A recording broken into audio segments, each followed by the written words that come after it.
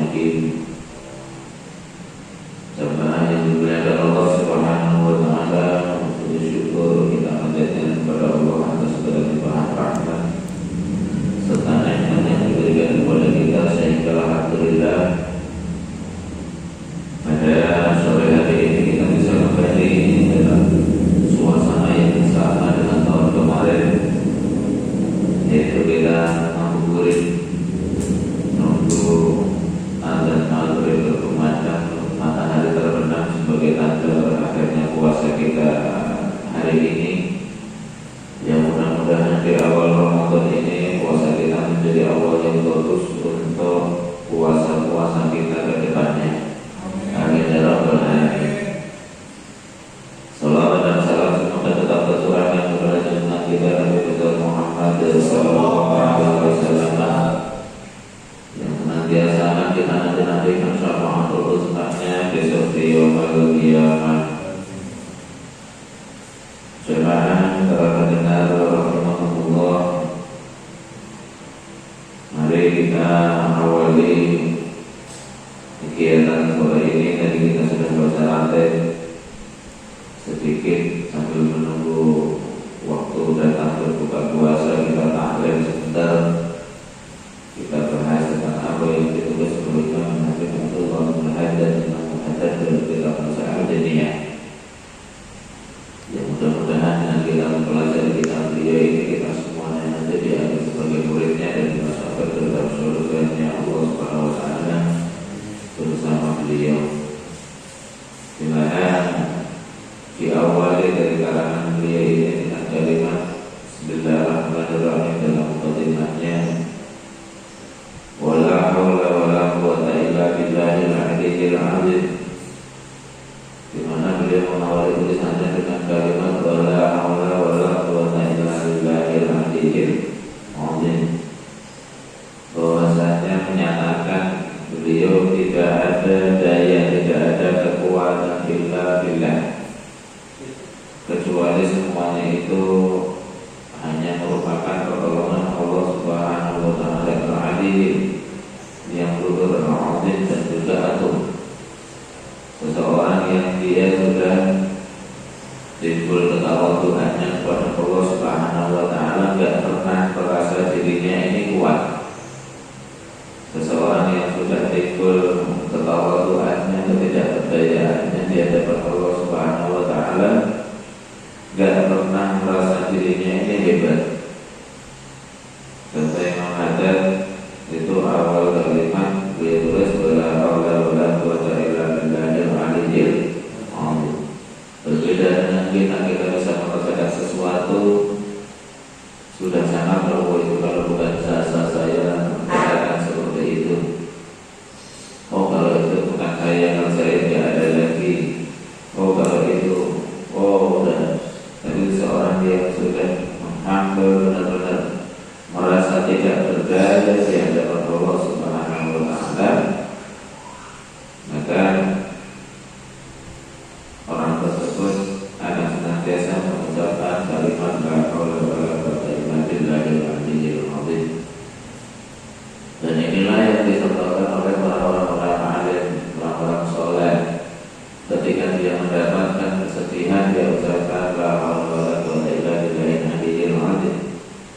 Ketika dia mendapatkan kemuliaan, ketambahan kesenangan, dia juga tidak tinggalkan Allah Subhanahu wa taala. Dia ucapkan hadza min fadli rabbi, ini adalah kemuliaan yang diberikan oleh Tuhanku. Jadi ketika kita merasa berdoa, doa kita dikabuli oleh Allah. Jadi begitu orang-orang yang tawadhu kepada Allah, hadza min fadli rabbi, ini adalah kemuliaan yang diberikan oleh Tuhan Allah Subhanahu wa taala. Subhanaka yang maha suci Allah, la ilma lana yang tidak memberikan ilmu lana terhadap kami illa ma'alamna, kecuali dari apa yang telah diberikan kepada kami.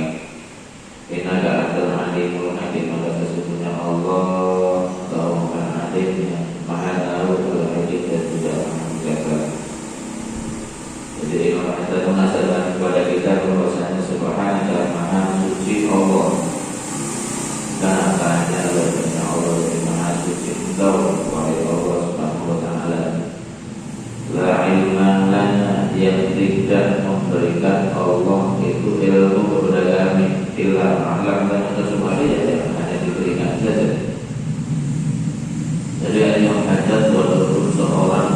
kita, walaupun beliau ini orang yang sangat dekat dengan Allah Subhanahu wa Ta'ala, gak pernah merasa dirinya itu ahli ilmu, gak pernah merasa bahwa dirinya itu ilmunya banyak. Kenapa? Dia senantiasa dalam kisahnya itu subhanallah, kalau gak anakku ya Allah, kalau bukan ilmu yang kau titipkan kepada kamu, gak bisa apa-apa. Jadi bahwa apa yang beliau miliki, yaitu benar-benar apa yang dititipkan oleh Allah Subhanahu wa Ta'ala kepada beliau. Nah, ini berbalik dengan keadaan kita saat ini. Kita merasa ilmu kita banyak sehingga merasa diri kita kiai atau ustaz yang pengennya dihormati. Kita merasa ahli ilmu yang pengennya senantiasa kalau kemana-mana silahkan Pak, orang harus tunduk kepada kita. Enggak. Tapi yang harus disadari seperti apa yang diajarkan beliau ada, bahwa ilmu yang ada di kita itu ya yang hanya Allah berikan. Makanya kata Allah dalam Al-Quran itu, wa ma'uditu minal ilmi illa qalila. Jadi antum tidak ada kebahagiaan itu kecuali sedikit. Jadi yang ada masalah kepada kita, kalau kita punya ilmu, jangan merasa ilmu kita itu dari hasil belajar. Tapi bahwa ilmu yang ada di kita belajar itu hanya sebagai sebuah syariat. Tapi ketika nempel, belajar itu hanya sebagai sebuah wasilah. Ketika kami tersebut nempel dan apa yang tertempel di dalam diri kita, itu yang diberikan Allah Subhanahu wa Ta'ala. Makanya seseorang yang hebat itu bukan sebanyak apa dia bisa baca kitab, sebanyak apa dia hafal ABC. Jadi orang yang hebat di dalam ilmu, sejauh mana ilmunya itu bisa membawa dia kepada ketawaduan kepada Allah Subhanahu wa Ta'ala. Kenapa? Kita adalah alim hakim. Karena orang-orang seperti ini itu nyadar bahwa Allah itu al-alim yang maha hakim, terus yang maha bijaksana juga. Jadi yang harus disadari bahwa apa yang pantas buat kita Allah lebih tahu, apa yang tidak pantas buat kita Allah lebih tahu. Alhamdulillahirabbil alamin. Dan puji semuanya itu adalah milik Allah Subhanahu wa Ta'ala alamin. Alladzi ja'ala da'wata ilal huda, yang telah menjadikan Allah Subhanahu wa Ta'ala dakwah di dalam dakwah atau ajak-ajak ilal huda terhadap petunjuk, wa tilalatan, dan juga menunjukkan al-khair terhadap kebaikan, buat nasihat dan nasihat dari muslimin terhadap orang-orang muslimin afdal yang semuanya itu lebih afdal, kurubati terhadap beberapa amal, wa al-ma'id derajat, dan meninggikan derajat yang tinggi, wa ambil muhimmat, dan akan menambah beberapa perhatian fitin terhadap agama.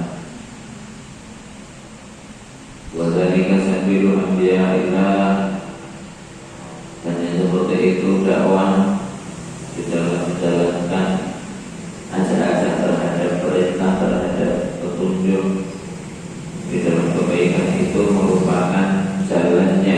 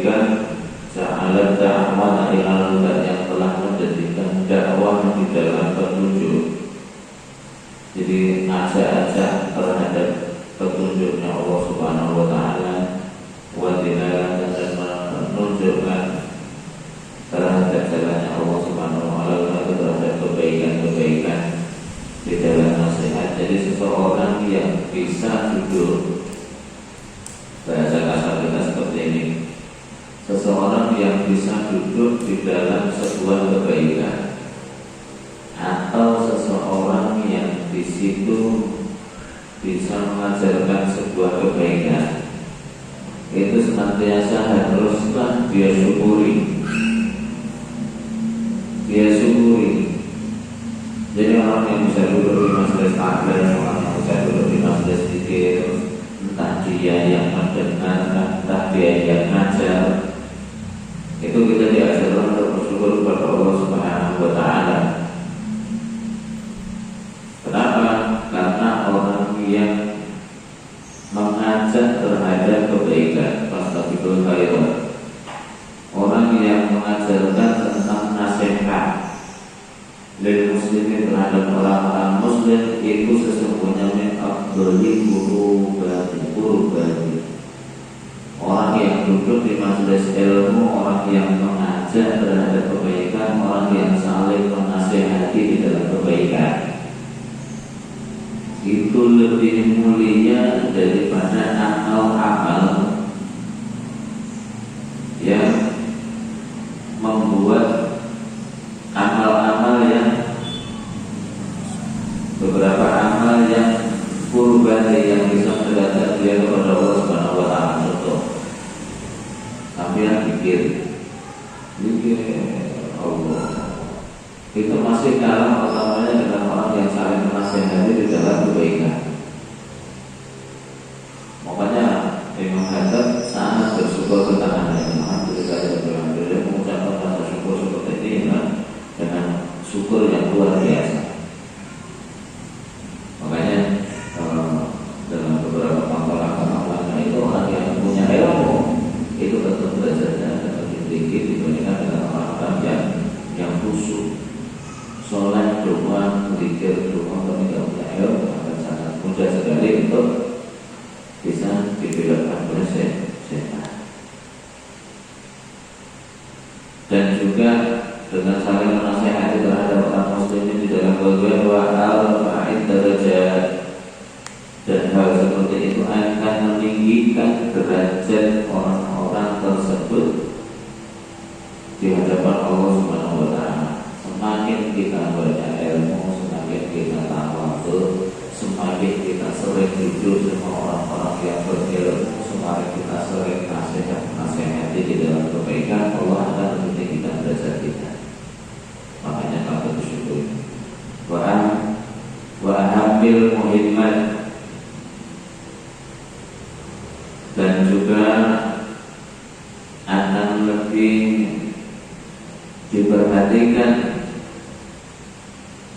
dari orang-orang yang saling menasihati di dalam kebaikan di dalam agamanya.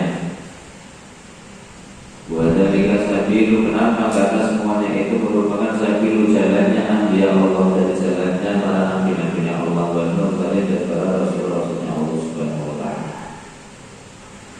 Wa awliyaihi, dan juga awliya-awliya Allah Subhanahu wa taala, rasulnya dan orang-orang saleh, wal ulama, dan para ulama amilin yang paham, yang mengamalkan daripada ilmu-ilmunya, ar-rasyidina bil ilmi wal yaqin. Jadi kenapa saling menasihati, kenapa orang yang duduk di majelis taklim, kenapa orang yang senantiasa menasihati di dalam kebaikan itu mendapatkan kedudukan lebih mulia daripada kita dekat sama Allah dengan jalur lain, lebih ditinggikan derajatnya di sisi Allah. Kenapa? Karena semuanya itu wajah tiga sabilu anbiya'illah wal mursalin. Karena mencari ilmu dakwah itu sudah menjadi bagian daripada kehidupannya Nabi. Sehingga Allah senang orang yang meneruskan dakwahnya Nabi. Allah itu akan meninggikan derajat orang yang mengikuti yang senantiasa menjaga umatnya Nabi, sehingga umatnya Nabi ini akan berada di ridhonya Allah Subhanahu wa Ta'ala. Makanya lihat para ahli-ahli dakwah yang dia dakwahnya benar-benar dengan ceramah itu, ya lihatlah dakwah ini untuk orang lain yang tadinya tidak baik menjadi baca, seperti Nabi ketika mengajarkan tentang ketuhanan, tentang keesaan Allah kepada orang-orang kafir pada masa itu. Nah, sekarang kita sama dakwah ini yang membuat orang yang tadinya tidak baik menjadi baik. Jadi Allah senang, Allah akan tinggikan derajat orang-orang seperti itu. Kenapa? Buat dari kesabilan dia, karena semuanya itu merupakan jalan yang pernah dilakukan oleh para nabi-Nya Allah, mulai dari Nabi Adam, wal mursalin, dan juga rasul-rasulnya Allah, wal awliya'ihi, dan juga awliya-awliya'nya Allah, wassalihin, dan orang-orang yang soleh, wal ulama, dan orang-orang yang berilmu. Jadi orang yang berilmu itu disebut ulama. Al-amilin itu orang-orang yang mengamalkan ilmunya. Jadi ulama tentu amilin, tapi kalau amilin, kalau amil itu mungkin amilin, yang wajar, pelanggan juga wajar, pelanggan juga sekali. Itu orang-orang yang mengamalkan ilmu. Ar-Rasulina fil ilmi wal yaqin, dan yang dari ilmunya tersebut itu terpancar keyakinannya kepada Allah Subhanahu wa Ta'ala. Makanya orang-orang yang orang-orang yang dia punya ilmu terus kemudian dia amalkan, dia ikut mendakwahkan, itu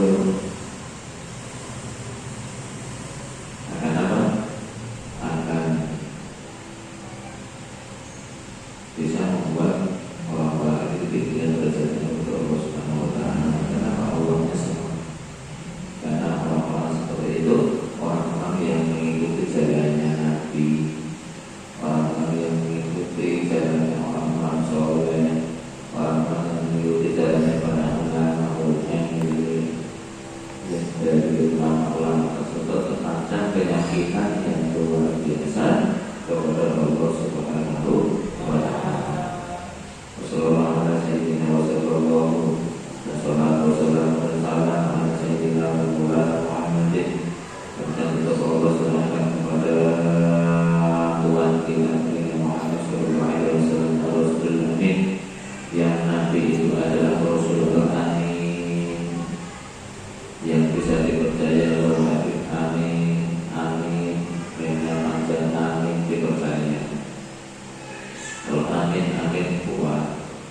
Makanya kalau amin, alifnya tiga alif, memnya tiga alif, minnya dua, memnya satu alif.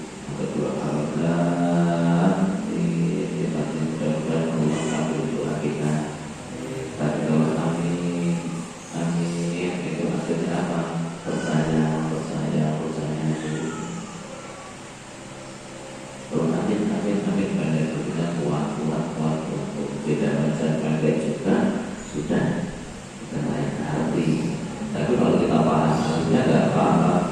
Misalnya ghairil maghdubi alaihim waladdallin. Jadi misalnya kita udah paham ghairil maghdubi, dan bukan jalannya orang-orang yang zalim, waladdallin. Aminnya kita sudah yakin ya Allah makbulkan permohonan.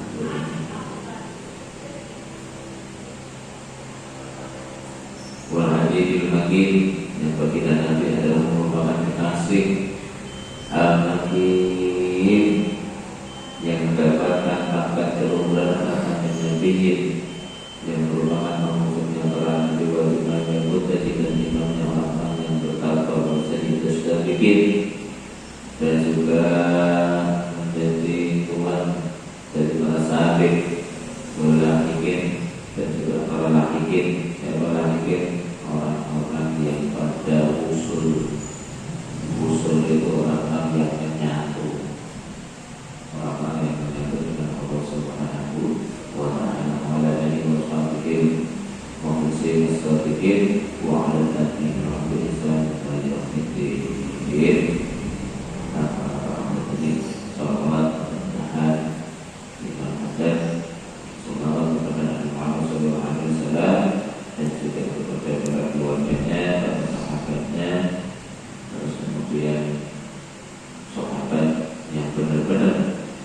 mukhlisin yang ikhlas dan